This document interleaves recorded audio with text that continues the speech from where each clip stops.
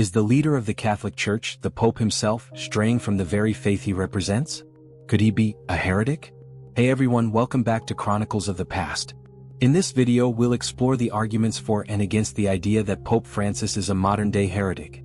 We'll examine his statements, his actions, and the reactions they've provoked, and by the end, you'll be able to form your own informed opinion on this hot-button issue.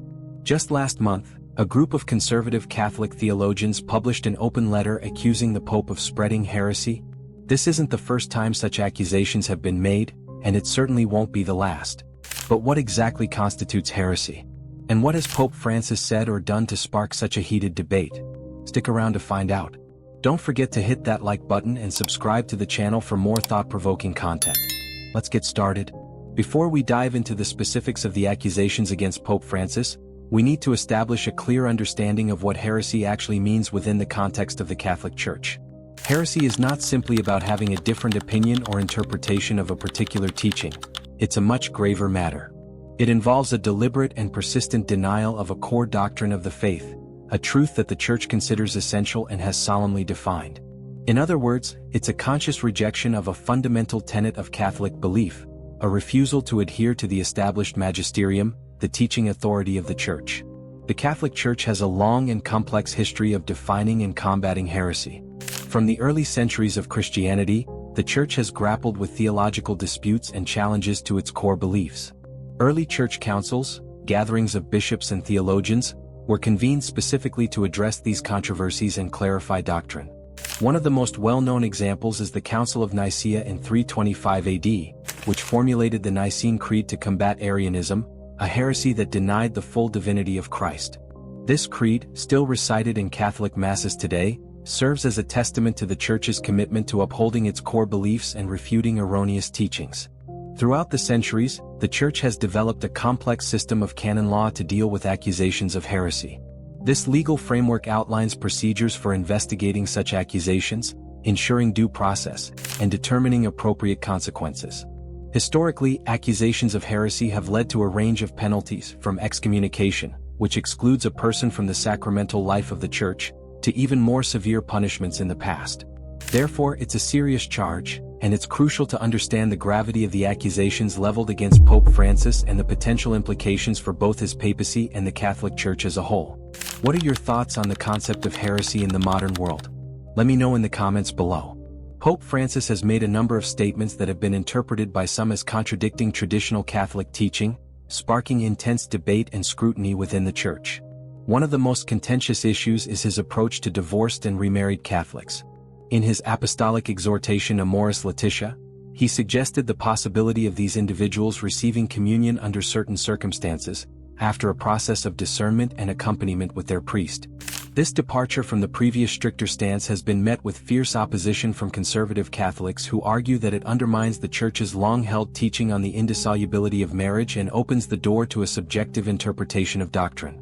They contend that allowing divorced and remarried Catholics to receive communion without an annulment essentially condones divorce and weakens the sanctity of marriage. Another area of controversy is the Pope's stance on homosexuality. While he has reaffirmed the Church's official teaching that homosexual acts are sinful, he has also repeatedly called for greater compassion, understanding, and welcome towards LGBTQ+ individuals. His famous "Who am I to judge?" a comment, made in response to a question about gay priests, sparked both praise and condemnation.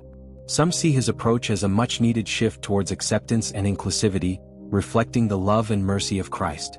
However, others fear that it signals a softening of the Church's moral stance and a departure from traditional teachings on sexuality and sin. They argue that emphasizing compassion might inadvertently condone homosexual behavior and create confusion among the faithful. Do you think the Pope's statements on divorce and homosexuality constitute heresy? Share your thoughts in the comment. It's crucial to remember that the Pope is not considered infallible on every issue. The doctrine of papal infallibility, a complex theological concept defined at the First Vatican Council in 1870, applies only to pronouncements on faith and morals made under very specific conditions.